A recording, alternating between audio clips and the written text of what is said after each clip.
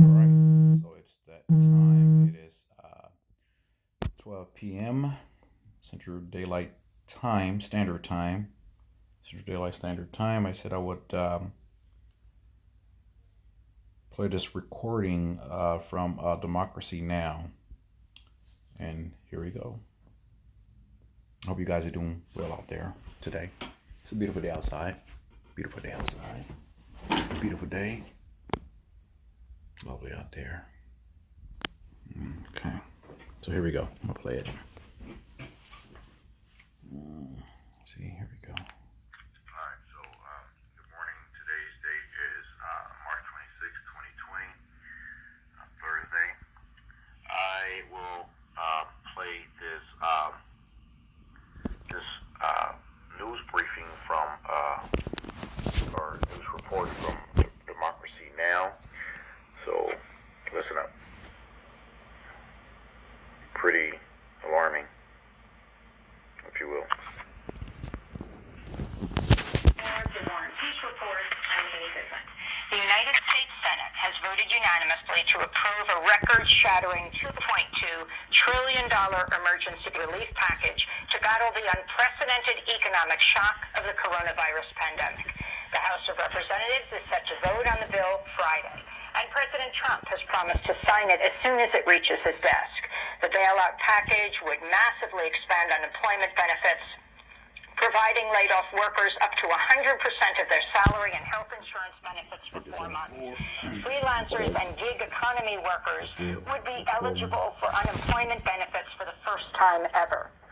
Over $300 billion would go toward direct cash payments to most Americans, with one-time checks of $1,200 for adults and $500 per child.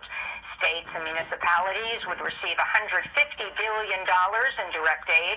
Companies would receive $221 billion in tax benefits. $117 billion would fund hospitals and the veterans' health care. And a $500 billion fund would provide loans and loan guarantees for corporations. Vermont Senator, presidential candidate Bernie Sanders, who successfully fought to strengthen the bill's assistance to laid-off workers, voted yes, even as he warned about the bill's corporate bailout. We do not need, at this moment in history, to provide a massive amount of corporate welfare to large profitable corporations. I think, as many of you are aware, you have industries like the airlines industries, among others, that have provided for stock buybacks, billions and billions of dollars for stock buybacks. They spent all their cash rewarding themselves and their stockholders. And lo and behold, today they need a major bailout. The vote on Wednesday evening was 96-0, with 4 senators absent. Just minutes before the roll call, Republican Senator John Thune announced he was feeling ill, would return to his home in South Dakota to self-quarantine. 3 other senators were also absent due to the coronavirus. Rand Paul of Kentucky, who's tested positive, Utah Senators Mike Lee and Mitt Romney, who are in self-quarantine. Here in New York City, the epicenter of the coronavirus outbreak in the United States, hospitals are seeing the same surge in cases that overwhelmed healthcare systems in China, Italy, and Spain. Refrigerated trucks and tents have been stationed outside some hospitals to hold the bodies of the dead as morgues fill up. In just 24 hours on Tuesday, 13 people reportedly died at Elmhurst Hospital Center in Queens. New York City is reporting 366 deaths and over 33,000 confirmed cases, though the number of cases of infection is likely far, far higher due to a critical lack of tests. More than 4,000 coronavirus patients have been hospitalized in New York, where a leaked FEMA briefing shows all 1,800 intensive care beds in the city are expected to be full by Friday. We'll have more on the healthcare crisis here in New York City after headlines when we speak to Dr. Craig Spencer, Director of Global Health and Emergency Medicine at Columbia University Medical Center, who himself suffered from Ebola when he treated people in Africa. Across the United States, new coronavirus infections continue to increase exponentially, with 13,000 newly confirmed cases reported Wednesday, pushing the nationwide total above 68,000. Over 1,000 people have died in the United States. with one of the fastest infection rates in the world, marked its largest one-day increase, bringing its toll to 65 dead and nearly 2,000 infected. In neighboring Mississippi, Republican Governor Tate Reeves defied calls for an emergency stay-at-home order, declaring Mississippi is never going to be China. The Washington Post reports 140 U.S. nursing homes have recorded at least one coronavirus case. The Pentagon's ordered a 60-day freeze on troop movements overseas, with at least 415 Pentagon employees testing positive for coronavirus. Attorney General William Barr has directed federal prosecutors to charge anyone deliberately spreading or threatening to spread coronavirus with terrorism. Meanwhile, Amazon says it'll keep its massive fulfillment centers open amidst a surge of online orders after workers in at least 8 Amazon warehouses around the United States tested positive for COVID-19. In Pittsburgh, Pennsylvania, hundreds of sanitation workers held a wildcat strike Wednesday, demanding more protection from the virus. This is one of the workers, Sheldon White. We want better equipment, protective gear. We have no masks. We want hazard pay. Hazard pay is very important. Why? Because we have high co-payment for any type of bill. We risk our life. Every time we grab a garbage bag, there could be a needle or something in there. Tony Award-winning playwright Terrence McNally has died in Florida of complications from COVID-19. McNally's career spans 6 decades, included celebrated productions like Kiss of the Spider-Woman, Love, Valor, Compassion. Terrence McNally, openly gay writer whose plays tackled issues of love, homophobia, and the HIV/AIDS crisis. He was 81 years old. Celebrated chef Floyd Cardoz has died from the coronavirus infection. Cardoz was the first chef born and raised in India to head a major dining kitchen in New York City, Tabla. In the Dominican Republic, acclaimed fashion designer Jenny Polanco has died from complications of COVID-19. Polanco's career spanned 4 decades. She was a regular fixture at Miami Fashion Week. In Geneva, Switzerland, the Director General of the World Health Organization urged world leaders to take strong actions to end the scourge of coronavirus sweeping the globe as global confirmed cases approach half a million. We have overcome many pandemics and crises before. We will overcome this one too. The question is, how large a price we will pay. Already, we have lost more than 16,000 lives. We know we will lose more.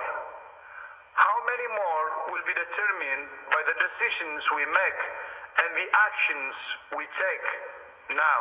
In Italy, the nation currently hardest hit by the pandemic, the death toll has topped 7,500. But for the 4th straight day, the pace of new coronavirus cases fell, raising hopes that a nationwide lockdown is beginning to flatten the curve of infections. Spain announced 738 coronavirus new deaths Wednesday, surpassing China's death toll with over 3,600 fatalities. In China, authorities have lifted restrictions on millions of residents of Hubei province, the original epicenter of the pandemic, although the provincial capital, Wuhan, remains on lockdown. Chinese officials say new cases of COVID-19 have all but stopped in Hubei, but some observers question that assessment and fear a potential second wave of cases.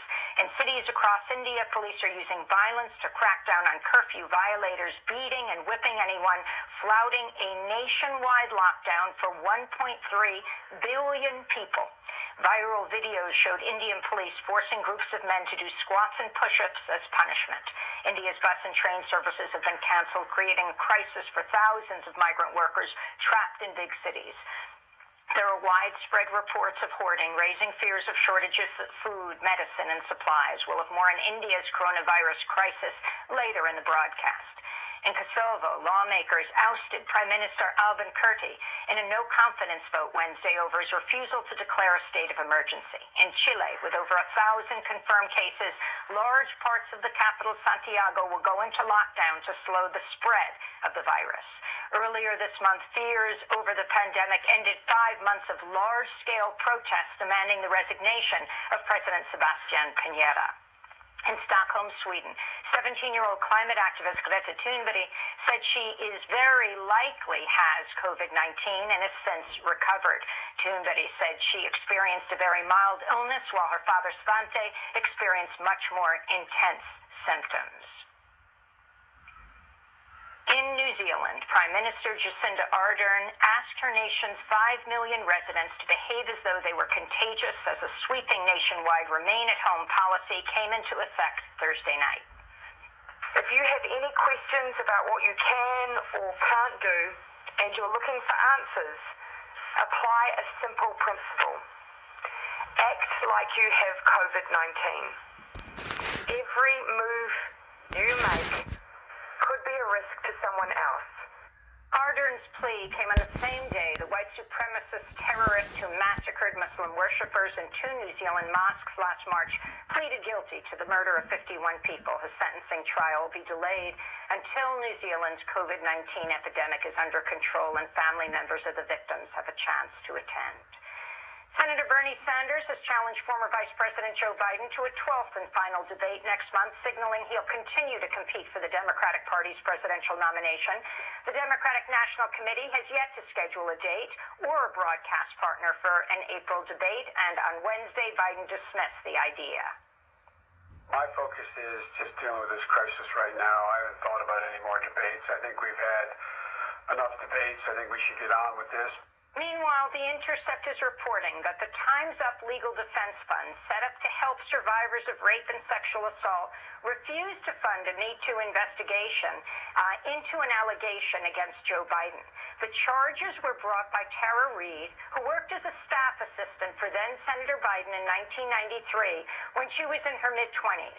Reid told journalist Katie Halper in an interview published Tuesday that Biden repeatedly touched her without her consent and sexually assaulted her.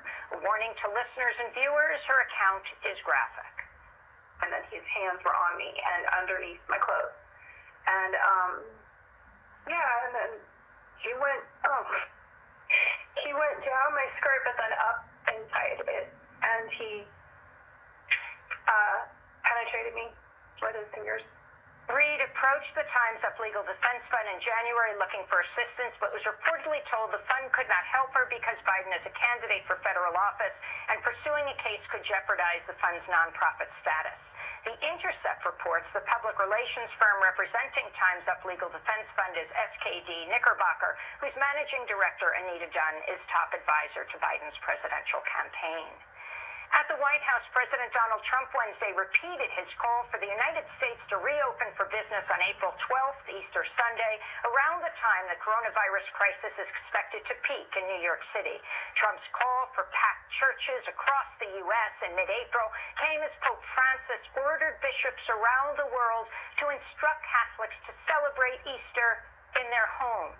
Trump's plan also defies the entire medical establishment, which is pleading with Americans to remain at home to prevent new COVID-19 patients from overwhelming the healthcare system. Researchers at the Imperial College of London estimate without measures like lockdowns and social distancing, 2.2 million people in the United States will die of COVID-19. And in a major victory for environmentalists and indigenous water protectors, a federal judge ruled Wednesday the U.S. Army Corps of Engineers violated the National Environmental Policy Act when it permitted construction of the Dakota Access Pipeline. The court ruled the Corps failed to resolve concerns by the Standing Rock Sioux about the potential impacts of oil spills and ordered the Trump administration to prepare a full environmental impact statement on the pipeline. Standing Rock Sioux Tribal Chair Mike Faith celebrated the ruling, writing, "It's humbling to see how actions we took 4 years ago to defend our ancestral homeland continue to inspire national conversations about how our choices ultimately affect this planet. Perhaps in the wake of this court ruling, the federal government will begin to catch on too," he said. And those are some of the headlines. This is Democracy Now!, democracynow.org, The War and Peace Report. I'm Amy Goodman. We're broadcasting from New York City, the epicenter of the coronavirus pandemic in the United States. And my dear co-host Nermeen Sheikh is joining us from self-isolation in New York City. We are so close and yet so far. Thank you so much, Amy. We are indeed living in an extraordinary moment in the city. I'd like to welcome our listeners and viewers both here in the country as well as around the world, many of whom are in the same position as I am, namely in self-isolation or in quarantine, or as we just mentioned, in India, a country of 1.3 billion people, under curfew. And, you know, even as we're reporting now on how difficult the situation is in New York City hospitals, the health system being completely overwhelmed by the number of cases, it's difficult not to think of places around the world, in Africa, in Asia, which have been referred to as a ticking time bomb, that COVID-19 may strike there, and where healthcare systems are so much weaker, what the effects of this lethal pandemic might be. Amy. That's right. And we're going to talk about India later in the broadcast, the largest lockdown on people ever in the world.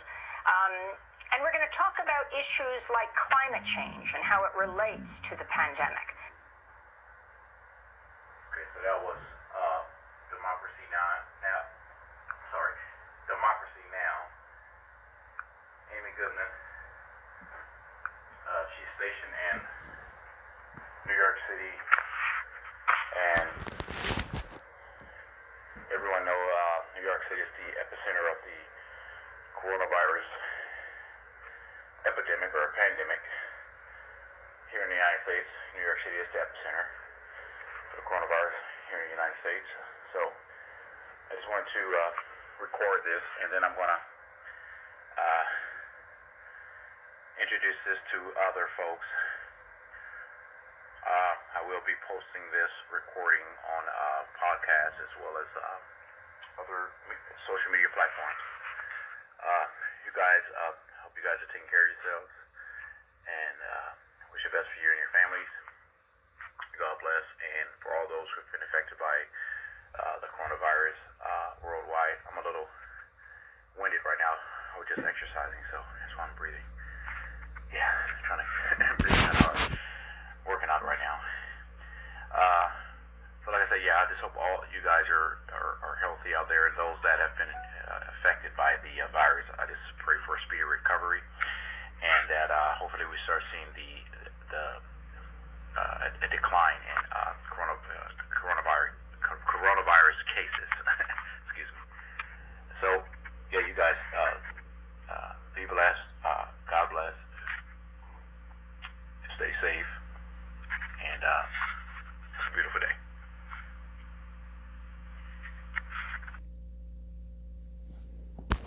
All right, so that's it right there.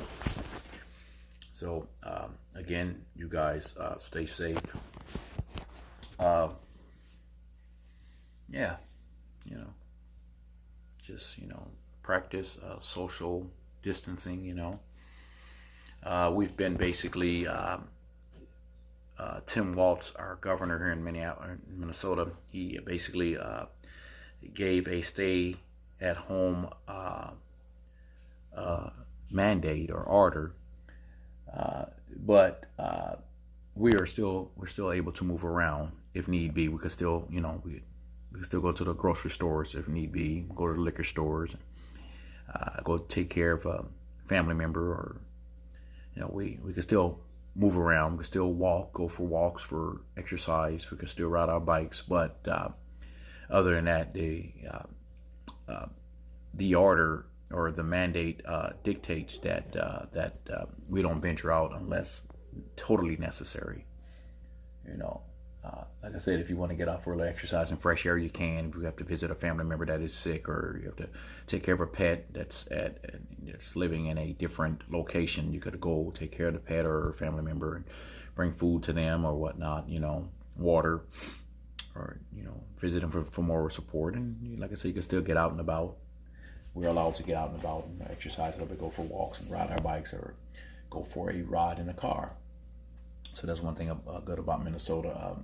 We have restrictions, but they're not as severe as other places. And Minnesota is one of the places where people have pretty much been staying home compared to other states. you know, we've been staying home, you know, more so. So that's why the pandemic hasn't really wreaked really major havoc here in Minnesota, but it is wreaking havoc throughout America, the United States, specifically places like New York, which is the epicenter of the coronavirus here in the United States. And you know, so hey, I just pray for speedy recovery. Pray for all those who are affected with the coronavirus. Hopefully they can have a, you know, recover quickly. And we just have to just practice social, you know, safe social distancing, you know, and you know, just be clean. You know, wash your hands and take a shower, man. Shower, bathe, you know, and be kind.